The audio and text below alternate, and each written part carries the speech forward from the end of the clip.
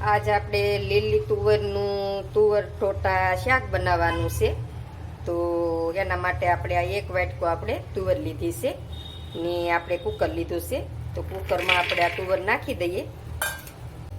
એમાં થોડુંક આપણે મીઠું નાખવાનું છે ને થોડોક અમથો આપણે ખારો નાખવાનો છે.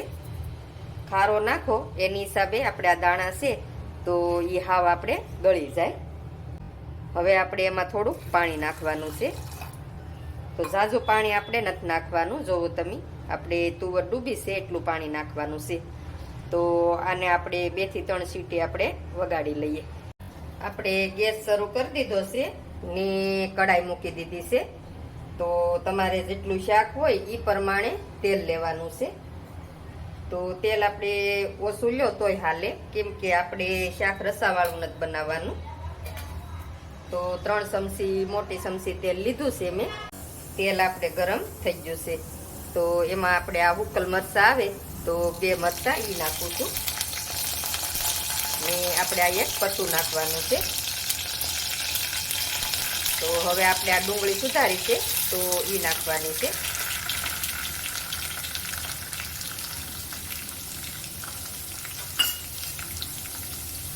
હવે આપણે ડુંગળીને સડવા દેવાની છે થોડીક વાર. તો આ રીતે આપણે હલાવતા જાહું એટલે સડી જાય ડુંગળી. હવે આપણે આદુ મરચીની પેસ્ટ છે તો એ નાખવાની છે. તો એને આપણે આને હારે આ રીતે શેડવી લઈએ થોડીક વાર. હવે આપણે આ લીલું લસણ છે તો લીલું લસણ આપણે ઝીણું ઝીણું સુધારી લીધું છે. તો એ આપણે નાખવાનું છે એમાં ને એને આપણે થોડીક વાર આ રીતે શેડવી લઈએ. હવે આપણે ટમેટું છે તો એક ટમેટું આપણે લીધું છે તો એ આપણે ઝીણું ઝીણું કટિંગ કરી લીધું છે. હવે આપણે મીઠું નાખવાનું છે. તો હવે આપણે એને થોડીક વાર શેડવી લઈએ. તો આપણે ઢાંકીને વચ્ચે વચ્ચે આપણે ખોલીને ફેરવતું જવાનું છે ને શેડવી લેવાનું છે. હવે આપણે ખોલીને જોઈ લઈએ. તો સારી રીતે આપણે સડી ગયા છે. જો ટમેટા ને ડુંગળી ને બધું સડી ગયું છે. તો હવે આપણે આમાં મસાલા કરવાના છે. મસાલામાં આપણે હળદર નાખવાની છે, હિંગ નાખવાની છે, ધાણા જીરુંનો ભૂકો નાખવાનો છે ને લાલ મરચું નાખવાનું છે. તો તમારે આપણે આદુ મરચી નાખી છે તો મરચું આપણે જેવું તીખું ખાવું હોય એ પ્રમાણે નાખવાનું. હવે આપણે બધાય મસાલા મિક્સ કરી લઈએ. તો તીખું ખાવું હોય એ પ્રમાણે તમારે મરચું નાખવાનું, કેમ કે આદુ મરચી આવે એટલે એની તીખાશ હોય પાછી, એટલે લાલ મરચું ઓછું નાખવાનું. તો સરસ મજાનો મસાલો આપણે ભળી ગયો છે. તો હવે એક થોડીક વાર આપણે ઢાંકી ને એને રહેવા દઈએ.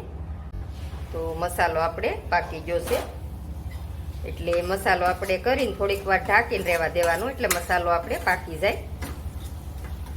હવે આપણે કુકરમાં દાણા શેકાશે તો પાણી ભલે થોડુંક હોય એ પાણી હજુ તો આપણે નાખી દેવાના છે આમાં. હવે આપણે મિક્સ કરી લઈએ સારી રીતે. તો દાણા જોવો તમે હાવ બફાઈ ગયા છે આપણે સરસ. હવે આપણે એમાં થોડુંક પાણી નાખવાનું છે. ઝાઝુ નથી નાખવાનું, કેમ કે દાણા આપણે સડેલા છે એટલે થોડુંક જ પાણી નાખવાનું છે. હવે આપણે આને ઢાંકીને સડવા દઈએ. તો થોડીક વાર આપણે ઢાંકીને એને સડી જવા દઈએ. શાક આપણે સડી ગયું છે. તો હેરવતા ફેરવતા આપણે શેડવી લીધું છે, કેમ કે વચ્ચે વચ્ચે આપણે ખોલીને આપણે ફેરવતા ગયા. તો આ શાકમાં આપણે રસો ન રાખવાનો હોય, તો આ રીતે આપણે બનાવવાનું હોય. એટલે હવે આપણે ગરમ મસાલો નાખવાનો છે. હવે આપણે એમાં લીલા ધાણા નાખવાના છે. હવે આપણે એમાં લીંબુ નીસવી દઈએ. તો એક ફાડું આપણે લીંબુ નાખ્યું છે. તો તમારે ખાટું ન ખાવું હોય તો લીંબુ નહીં નીસવવાનું ને ખાટું ખાતા હોય તો લીંબુ નીસવી દેવાનું ને હવે આ રીતે આપણે મિક્સ કરી દેવાનું છે. તો લીંબુ નાખો તો સરસ લાગે. તો સારી રીતે આપણે મિક્સ કરી દઈએ.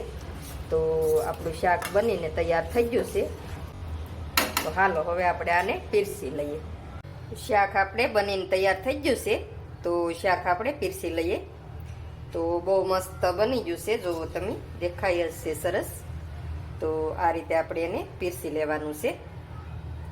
તો એને આપણે પાવ હારે પીરસવાનું છે. તો આપણે પાવ લીધા છે ભાજીના, તો એની હારે આપણે પીરસવાનું છે. તો એની હારે આપણે ડુંગળી લેવાની છે. તો આપણે પીરસાઈ ગયું છે. હવે આપણે લીલા ધાણા ઉપર નાખી દઈએ આ રીતે. તો બહુ મસ્ત આપણું શાક બની ગયું છે, જોવો તમે, તુવર ઠોઠા. તો આ રીતે બનાવીને ટ્રાય મારજો જરૂરથી, ને કોમેન્ટમાં મને કહેજો કેવું બન્યું કેવું નહીં એમ. ને મારા વિડીયા ગમતા હોય તો લાઈક, શેર ને સબસ્ક્રાઈબ કરવાનું નહીં ભૂલતા.